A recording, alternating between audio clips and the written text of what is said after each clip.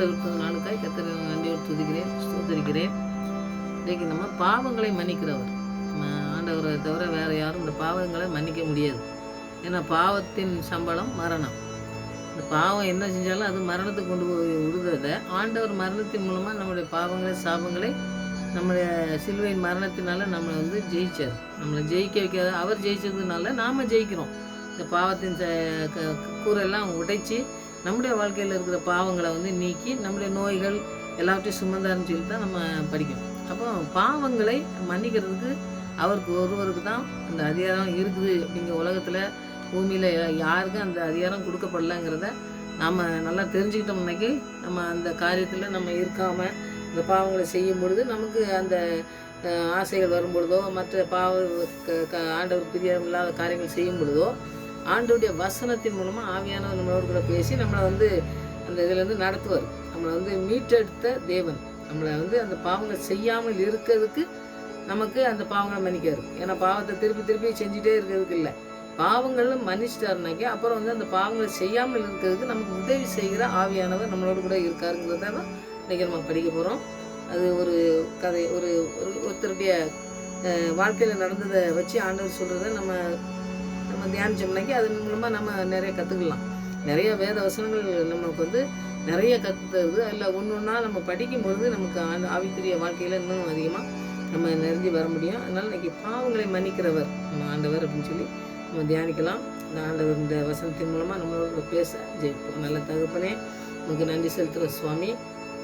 பாவங்களை மன்னிக்க மனுஷகுமாரனுக்கு உலகத்திலே அதிகாரம் உண்டு. பூமியில் எல்லா பாவங்களையும் மன்னித்து எங்களை பாவங்களிலிருந்து மீட்டெடுத்து எங்களை பரிசுத்தமாக்கி எங்களை வைத்திருக்கிறவர் நீங்கள் ஒருவர் மாத்திரம் என்று நாங்கள் விசுவாசித்து அறிக்கை செய்து இந்த நாட்களிலே அர்ப்பணிக்கிறோம் சுவாமி. இந்த பாவங்களிலிருந்து எங்களை பரிசுத்தமாக்க வந்த தெய்வமே, உங்களுக்கு நன்றி செலுத்துகிறோம் ஆண்டவரே. இந்த பரிசுத்த வாழ்க்கைக்கு அநேகர் அர்ப்பணிக்கத்தக்கதாக இந்த வசனங்கள் எங்களோடு கூட பேச வேண்டுமா ஜெபிக்கிற ஆண்டவரே. எங்களோடு பேசும் எங்களுடைய ஆவிக்குரிய வாழ்க்கையில இன்னும் அதிகமாக நாங்கள் முன்னேறி செல்ல எங்களுக்கு ஆவியான உதவி செய்து வழிநடத்துகிற தயவுக்காய் நன்றி செலுத்துகிறோம். இன்னமும் நடத்த போவதுக்காய் நன்றி செலுத்துகிறோம். உங்களுடைய நாமத்தை உயர்த்த எங்களை நீர் மகிமைப்படுத்தி உங்களுடைய நாமம் மாத்திரம் மகிமைப்படத்தக்கதான் எங்களுடைய வாழ்க்கை இருக்க எங்களை கிருபை செய்து வல்லதமாக ஜெபிக்கிறோம். இந்த வசனத்தை தியானிக்கும் பொழுது ஆவியானவங்களோட பேசணுமா ஜெபிக்கிறேன். துதிக்கான மகிமையெல்லாம் அம்மக்கே செலுத்துகிறேன். ஏசு ரச்சன் நாமத்தில் ஜெபங்கள்னால பிதாவே ஆமென். பாடல் பாடி வசனத்துக்குள்ள கடந்து செல்லலாம்.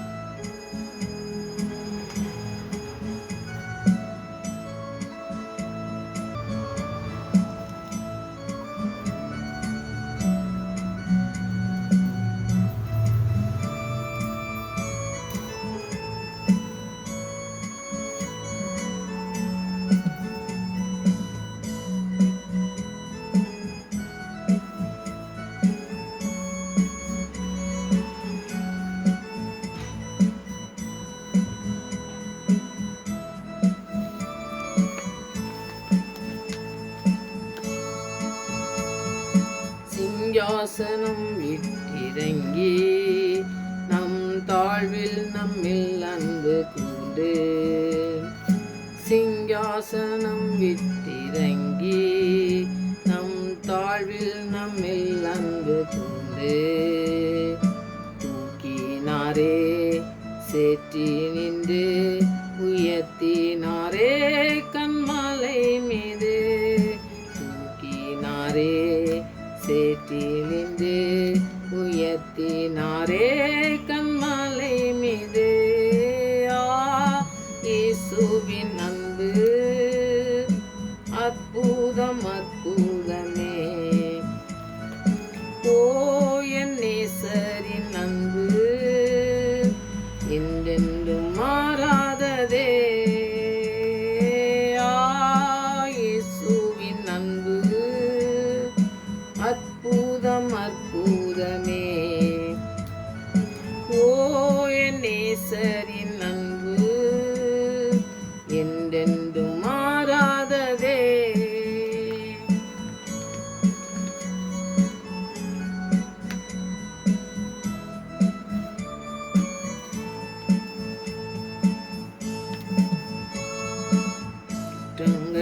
யாவையும் நீக்கிடவே என் இடத்தை அவர் ஏற்றுக்கொண்டார். என் குற்றங்கள் நீக்கிடவே என் இடத்தை அவர் ஏற்றுக்கொண்டார்.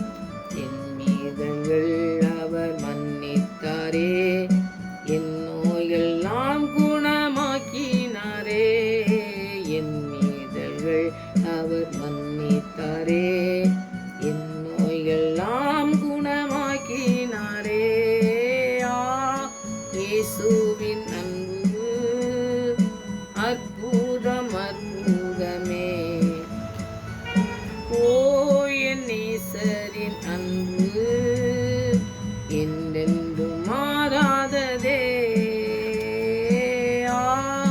இயேசுவின் அன்பு அற்புதம் அற்புதமே. ஓ என் நேசரின் அன்பு என்றென்றும் மாறாததே.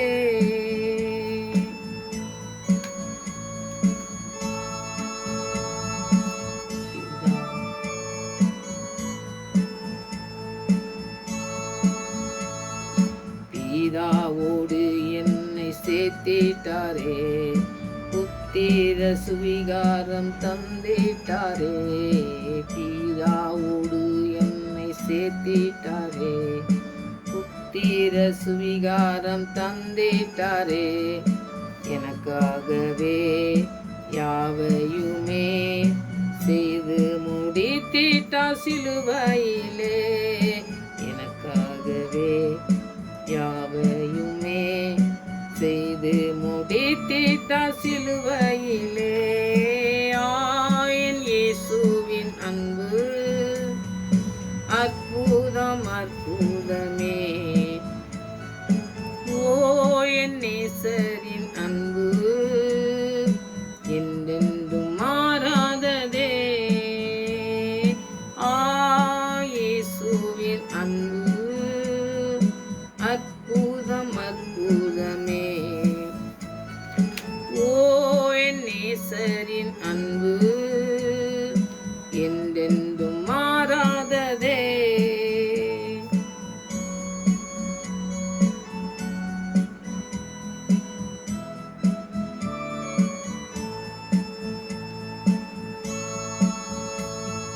நன்மையினால் திருப்தியாக்குகிறார், இரக்கங்களால் மூடி சூட்டுகிறார்.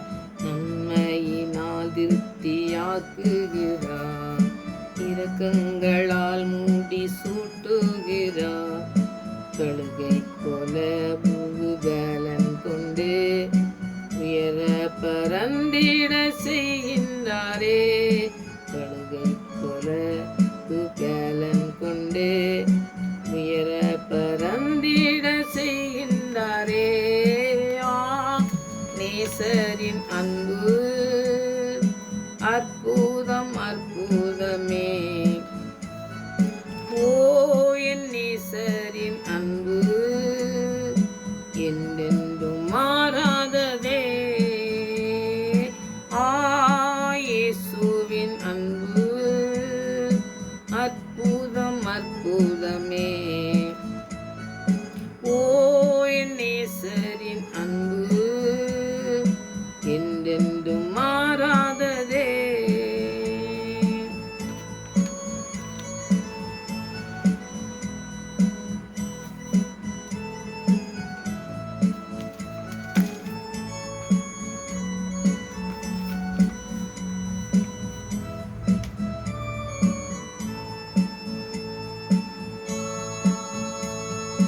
சிங்காசனம் விட்டிறங்கி நம் தாழ்வில் நம்மில் அன்பு கூர்ந்து.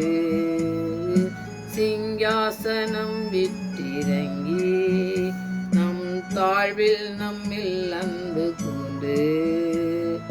தூக்கினாரே சேற்றி நின்று உயர்த்தினாரே கன்மலை மீது.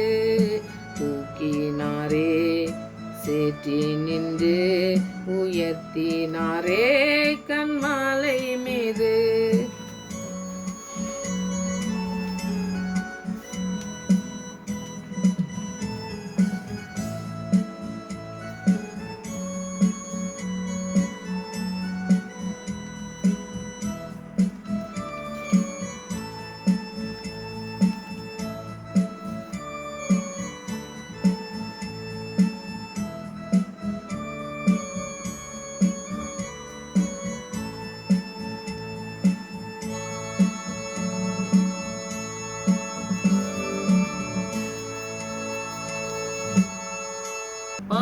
மன்னிக்கிற ஆண்டவர்ங்கிறத பற்றி நம்ம இன்னைக்கு தியானிக்கலாம்.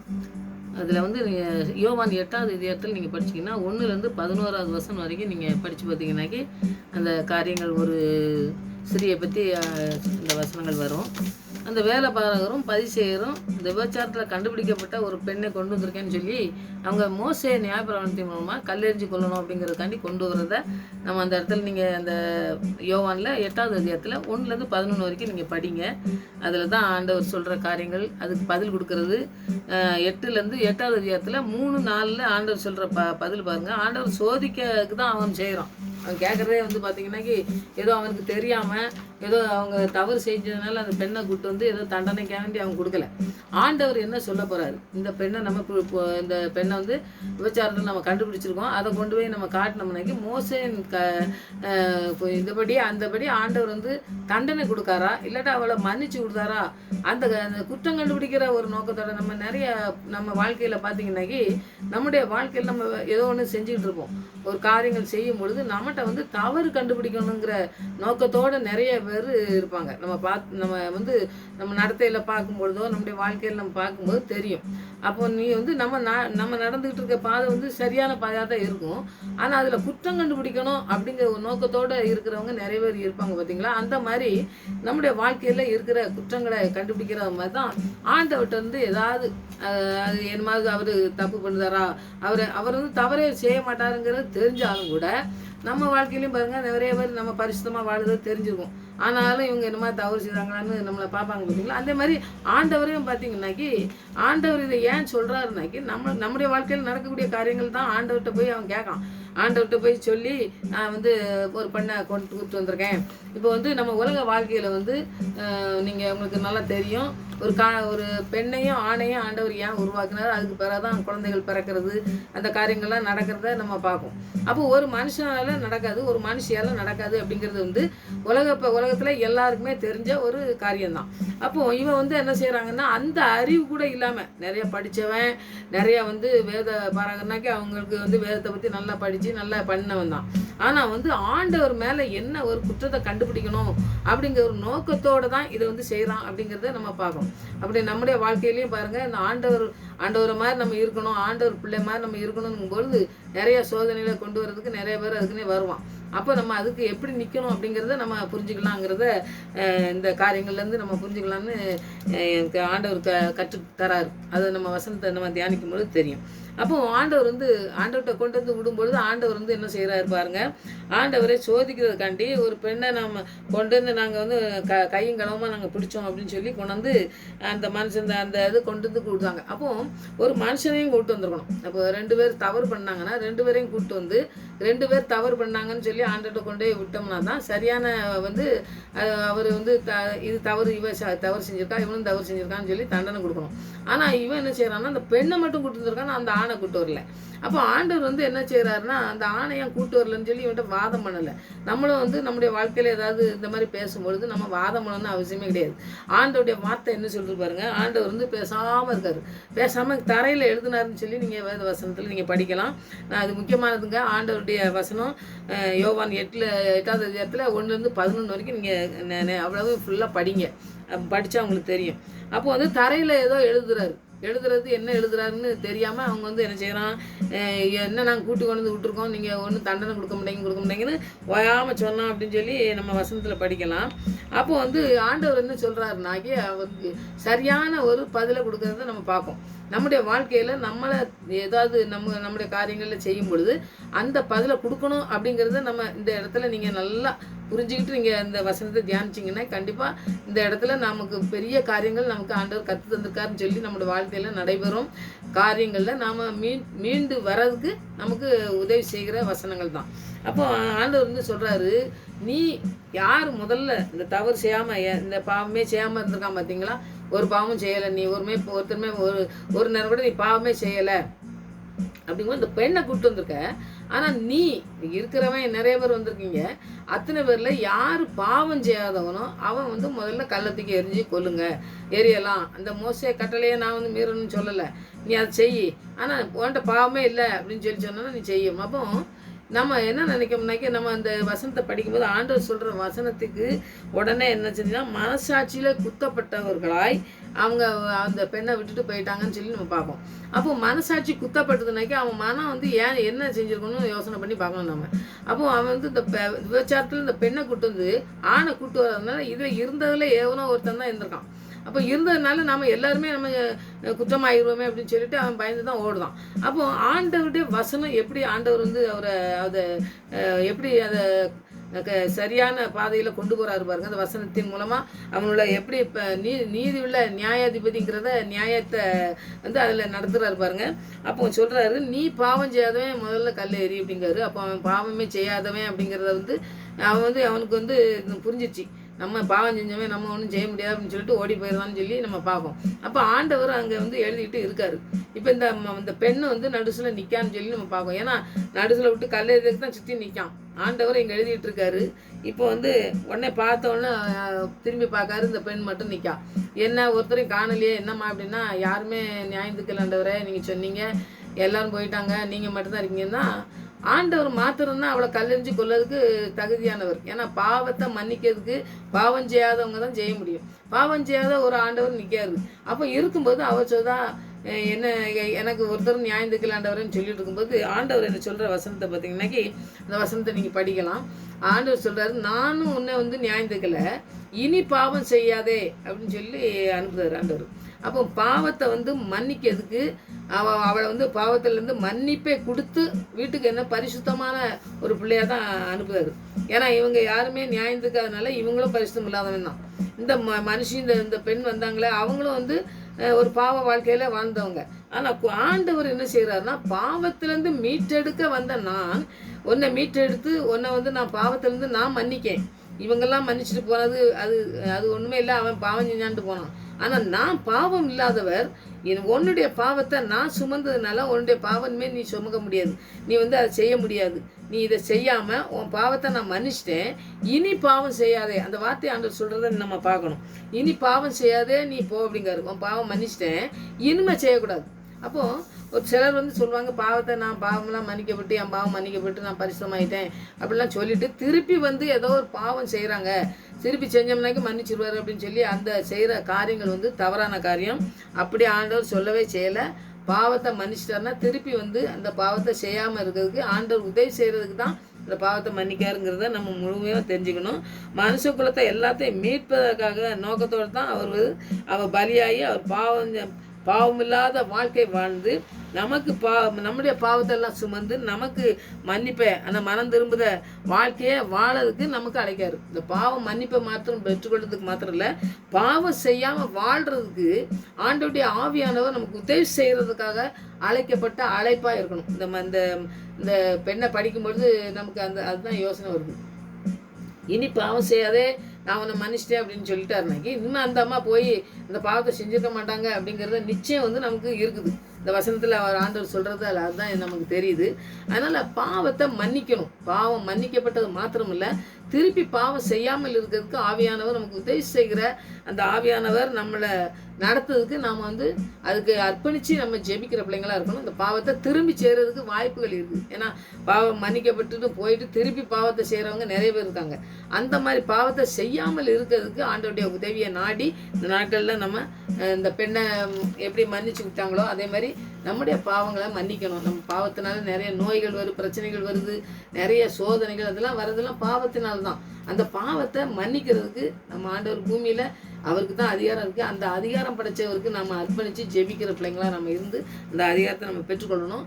அந்த அதிகாரத்தை தந்து நம்மளை அதை பரிசுத்தமாக்கி நம்மளை பரிசுத்தமாக்கின காரியங்களை செய்யறதுக்கு நம்ம அழைச்சி வச்சுருந்தாருன்னா அந்த பாவத்தில் நம்ம விழாமல் இருக்கிறதுக்கு நமக்கு உதவி செய்ய மாத்திரம் இல்லை, நம்மளோட கூட இருந்து நம்மளை எல்லாத்திலும் நடத்தி செல்ல வல்லமுள்ளவர். அந்த காரியங்களை நமக்கு அர்ப்பணிக்கணும். ஏன்னா ஒரு பெண்ணை கொண்டு வந்து அவன் தவறு செஞ்சான்னு கொண்டு வந்து விட்டோன்னே அப்படியே விடலாம் ஆண்டவர். அந்த பெண்ணுடைய பாவத்தையும் மன்னிச்சு இனி செய்யாதுன்னு சொன்னார் பார்த்தீங்களா, அது நமக்கெல்லாம் ரொம்ப முக்கியமானது. பெண்ணை வந்து ஏதோ கேவலமாக சொல்லி அவன் கொண்டு வந்து விட்டோன்னே அப்படியே இவன் இப்படி தான் செஞ்சிருப்பா அப்படின்னு சொல்லி ஆண்டவர் வந்து நியாயம் இருக்கல. அவர் வந்து நம்ம மேலே ரொம்ப அன்பு வச்சுருக்காரு. நம்ம மேலே தாய் தகப்பனுடைய அன்பை விட ஆண்டவருடைய அன்பை நம்ம பார்த்தோம்னாக்கி ரொம்ப அதிகம். அதனால் அந்த அன்பை நமக்கு காட்டினதுனால இந்த பெண்ணுக்கு செய்த மாதிரி பாவங்கள் நமக்கு செஞ்சுட்டு இருந்தோம்னா அந்த பாவத்திலிருந்து மன்னிப்பை தாங்க ஆண்டவரேன்னு சொல்லி நம்ம ஜெபித்து அந்த பாவத்தை விட்டு ஒழியத்தக்கதான கிருபையை நமக்கு ஊற்ற ஆண்டவர் வல்லமுள்ளவராக இருக்கார். அதுக்கு நீங்கள் அர்ப்பணித்து ஜெபிப்போம். நம்முடைய பாவங்கள் ஒருவேளை நமக்கு தெரியாத பாவங்கள் செஞ்சுட்டு இருக்கலாம், நம்ம தெரியாமலே செஞ்சுட்டு இருக்கலாம். பாவம்னா எல்லாமே நம்ம ஏதோ அசுத்தமான காரியங்கள் செஞ்சால் தான் மாத்திரம் இல்லை, இப்போ ஆண்டவர் பிரியமில்லாத காரியங்கள் நிறைய செஞ்சுட்டு இருந்தாலும் அதுவும் பாவம் தானே. அதை செய்யாமல் இருக்கிறதுக்கு ஆண்டவர்கிட்ட உதவியை நாடி நம்ம தேடி ஆண்டவர்கிட்ட ஜெபிப்போம். இப்போ ஆண்டவருடைய அதிகாரம், ஆண்டவர்கிட்ட பூமியில் அந்த அதிகாரத்தை பாவங்களை மன்னிக்கிறதுக்கு அதிகாரத்தை கொடுத்துருக்காருன்னு சொல்லி நம்ம பார்க்குறது மத்தேயு 9:6, மார்க் 2:10, லூக்கா 5:24 இந்த 3 வசனத்தை நீங்கள் படித்து பார்த்தீங்கன்னாக்கி பாவத்தை மன்னிச்சு இந்த பெண்ணை பாவத்திலேருந்து கொண்டு வந்த பெண்ணை விபச்சாரத்தில் கொண்டு வந்த பெண்ணை அதை செய்யாதுன்னு சொல்லி அனுப்புனார். ஆனால் இங்கே ஒரு திமிர்வாதக்காரனா உடம்புல சரீரத்தில் எதுவுமே உணர்வு இல்லாமல் இருக்கிற ஒரு மனிதனை கொண்டு வந்து 4 பேர் கொண்டு வந்து இந்த ஓட்டை பிரிச்சுட்டு இறக்கும் பொழுது அவனுக்கு சுகம் கொடுக்கும்போது ஆண்டவர் சொல்றா, உன் பாவங்கள் மன்னிக்கப்பட்டது, நீ சுகமாகி நீ உன் படுக்கை எடுத்துகிட்டு போன்னு சொல்கிறாரு. அப்போ உன் பாவத்தினால தான் நோய் வந்திருக்கு. இந்த நோய் வந்ததுனால இந்த நோயினோட நீ இந்த படுக்கை இங்கே போட்டு போகக்கூடாது, படுக்கையை எடுத்துக்கிட்டு நீ போ உன் வீட்டுக்கு அப்படிங்கிறாரு. அப்போ அந்த திமிர்வாதக்காரனை அந்த சரீரத்திலேருந்து சுகமாக்குனதும் அந்த பாவத்திலேருந்து விடுதலை பெற்றுக்கொண்டு தான் அவன் சுகமாக்குறான். இந்த அம்மாவுக்கும் அந்த மாதிரி தான் சொல்றாரு, பாவத்திலேருந்து நீ இந்த சரீரத்தெல்லாம் வித்துட்டு இருந்தலாம், அந்த சரீரம் இனிமேல் என்ன செய்யுது, பரிசுத்தமாக்கப்படுது. இங்கே என்னென்னா பாவம் மன்னிக்கப்பட்டு இவனுக்கும் ஆண்டோடைய வல்லமை விளங்குது. வல்லமை உள்ளே இறங்கினோடனே பரிசுத்தமாகப்படணும். இந்த பரிசுத்தத்தை முக்கியமாக நம்ம கேட்டு பெற்றுக்கொள்ளணும். அடுத்தது 2வது பார்த்தீங்கன்னாக்கி 1 யோவான் 1:8-9 நமக்கு நிறைய தெரிஞ்ச வசனங்கள் தான். நமக்கு பாவம் இல்லை என்போமானால் நாமே வஞ்சிக்கிறவளாக இருப்போம், சத்தியம் நமக்கு இராது.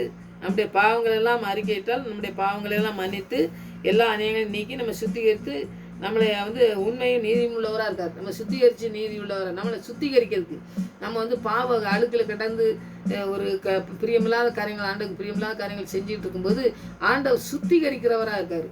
நம்மளை சுத்திகரிக்கணும். ஏன்னா ஆண்டவருடைய பரிசுத்த ரத்தம் தான் நம்மளை சுத்திகரிக்க முடியும்.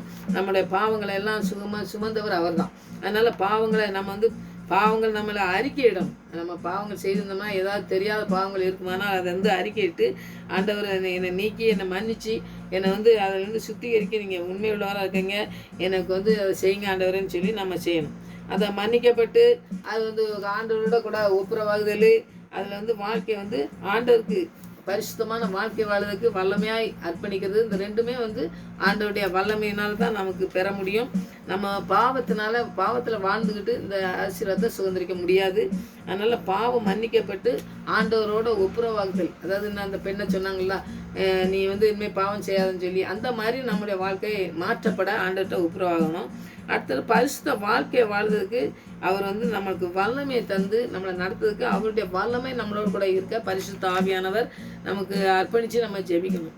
நம்ம குற்ற மனசாட்சிக்கு எப்படி நீங்களாக்கி அவன் சுத்திகரிக்கிறதுக்கு உண்மை உள்ளவர்னு சொல்லி நம்ம பார்க்கணும்னா, மனசாட்சி நமக்கு ஒன்று இருக்குது.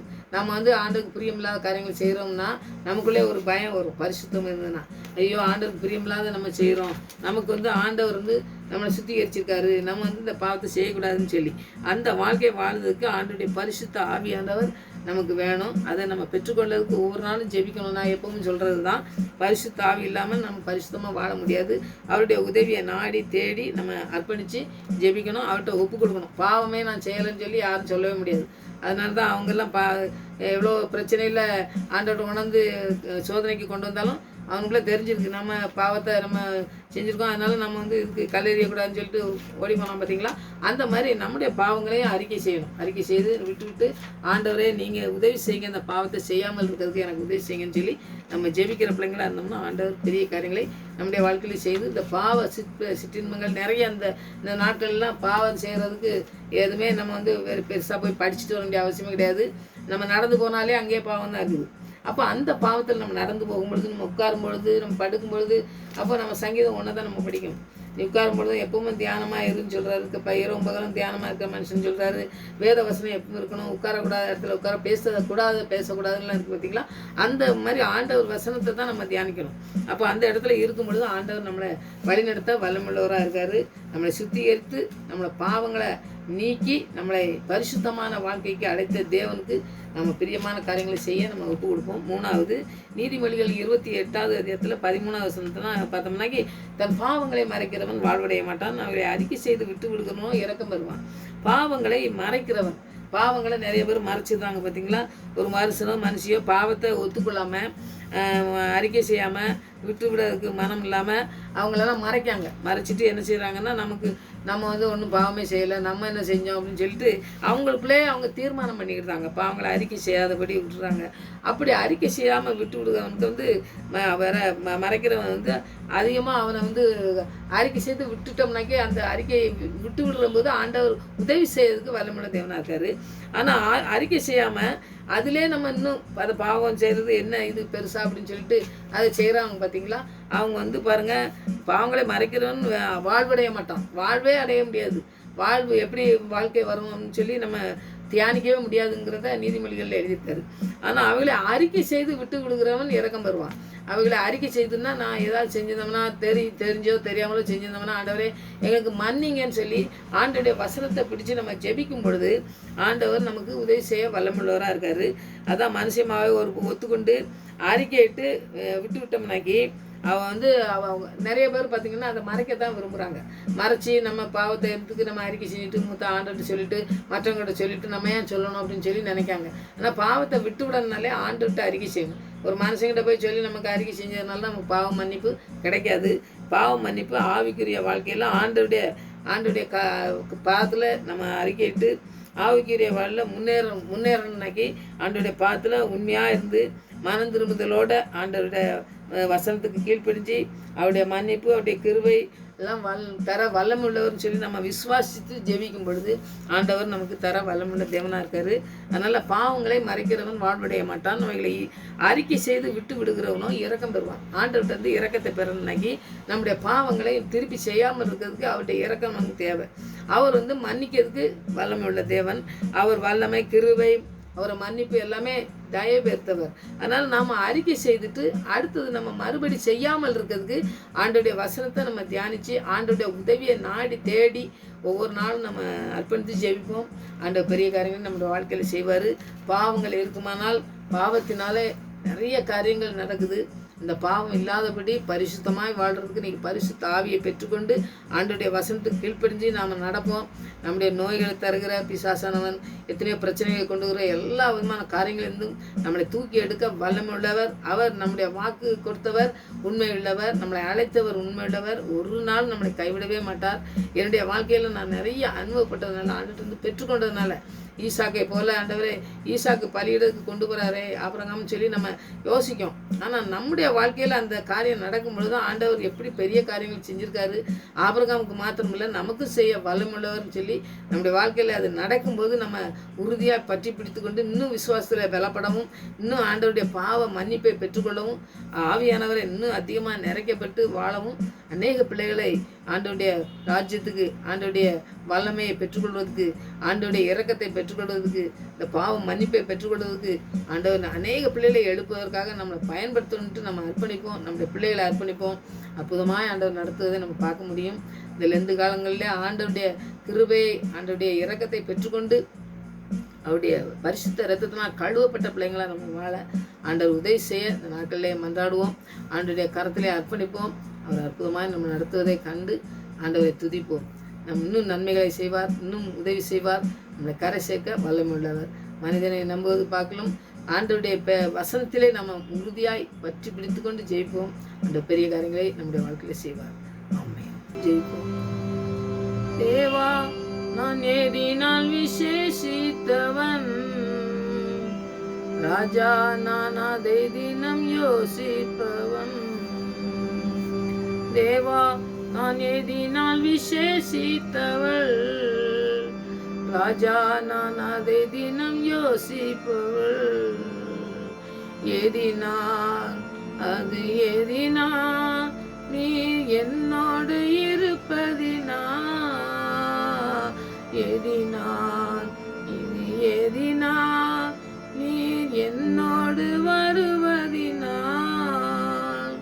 ஆமா சுவாமி, நீங்க எங்களோடு கூட இருப்பதினால் தான் ஆண்டவரே இந்த பாவம் மன்னிப்பை பெற்றுக்கொள்ள முடியுது.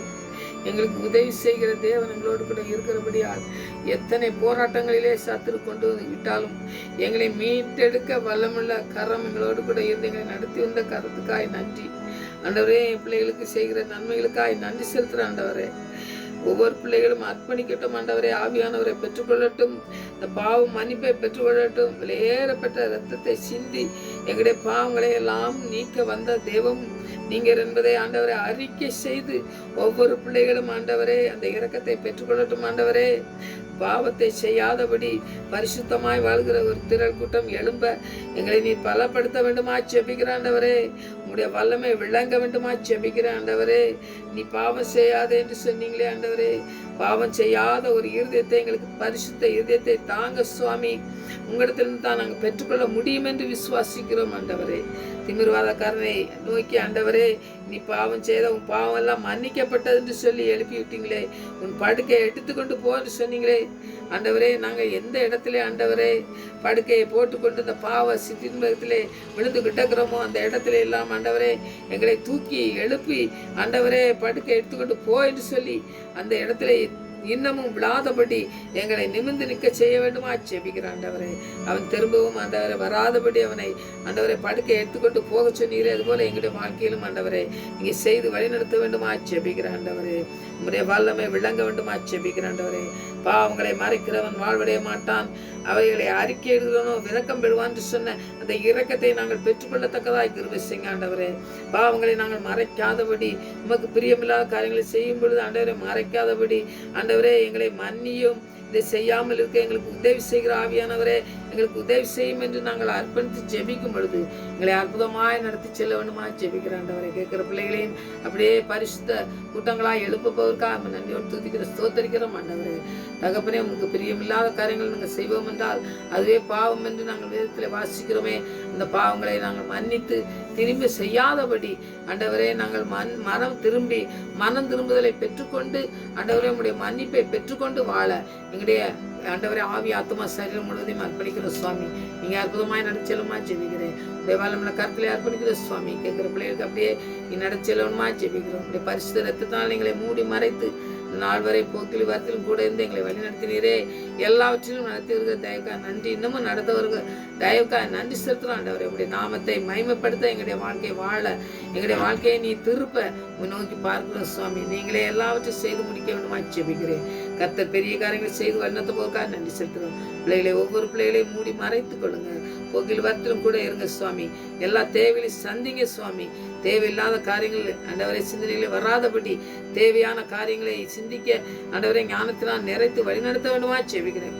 குறிப்பாக வாலிப பிள்ளைகளுக்காக ஜெபிக்கிற ஆண்டவரே, அவங்க எல்லாம் ஆண்டவரே உமக்கென்று எழும்பி பிரகாசிக்கிற ஒளிகளாய் எழும்பட்டும். தேவ பிரசன்னம் அவர்களை மூடி மறைத்து பாதுகாக்கட்டும். பரிசுத்த வாழ்க்கையை வாழட்டும். அநேக பிள்ளைகளை பரிசுத்தத்துக்கென்று எழுப்பட்டும்.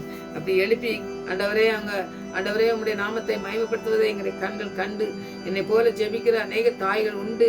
அவங்க ஆண்டவரை ஜெபத்துக்கெல்லாம் பதில் கொடுத்து எங்களை நீர் ஆண்டவரை உயர்த்தி வழிநடத்த போறதுக்காக நன்றி செலுத்துறோம். ஜெபத்துக்கு பதில் கொடுத்தேன் என்று விசுவாசத்தோடு நாங்கள் நம்பி உண்மையே பற்றி பிடித்து கொள்ள நீ தந்திருக்கிற இந்த வாய்ப்புகளுக்காக நன்றி. இன்னமும் அதிகமாக எங்களை ஆண்டவரே நிறைத்து நடத்த வேண்டுமா ஜெபிக்கிறேன், துதிக்கிறேன், ஸ்தோத்திரிக்கிறேன். ஆண்டவரே நீங்க செய்த நன்மைகளை நினைத்து உண்மை நன்றியோடு துதிக்கிறேன், ஸ்தோத்திரிக்கிறேன். ஆண்டவரே உண்மையே ஆண்டவரை ஆராதிக்கவும் உண்மையே நம்பவும் எங்களுக்கு தந்திருக்கிற இந்த வாய்ப்புகளுக்காய் இன்னும் அதிகமாய் நீங்க ஆண்டவரை எங்களோடு கூட பேசி எங்களை வசனத்தின் மூலமா எங்களை தேற்றி வழிநடத்தமா ஜெபிக்கிறேன். செய்து வழிநடத்த போறதுக்காக நன்றி செலுத்துறேன். ஜெபத்துக்கு பயிர் கொடுத்தபடியா நன்றி. மறுபடியும் அவருடைய சமூகத்திலே வருமாறு எங்களை காத்து வழிநடத்தமா ஜெபிக்கிறேன். துதிக்கிற மயமெல்லாம் அம்மாக்கே செலுத்துறேன். ஏசு ரட்சகனாம் திருச்செபங்கள் நல்ல பிதாவே, ஆமென்.